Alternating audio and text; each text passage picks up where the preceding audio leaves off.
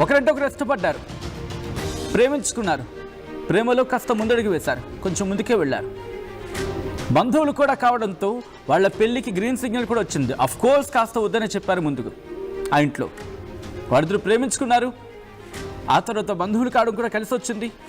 ఇటు కుటుంబం కూడా ముందు వద్దన్న ఆ తర్వాత ఒప్పుకుంది.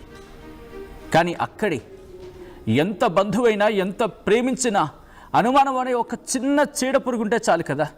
అదే ఈ పేరు మధ్య కూడా, ఈ జంట మధ్య కూడా అనుమానం అని ఒక చిన్న పురుగు దూరింది. ఇంకే ఉంది, ఏం జరిగింది డీటెయిల్గా మాట్లాడుకునే ప్రయత్నం చేద్దాం. యువతి ప్రాణం తీసింది అనుమానం. ప్రియుడి కళ్ళెదుటి బలవన్ మరణానికి పాల్పడింది ఆ యువతి.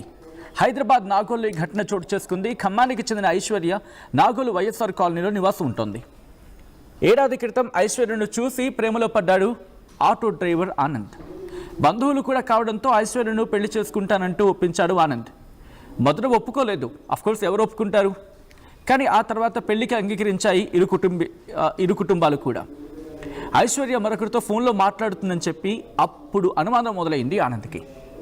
ఇంకే ఉంది, ఆనందంగానే ఉండాలో తెలియదు, కానీ ఆ మహిళ విషయంలో మాత్రం ఇబ్బంది స్టార్ట్ అయింది.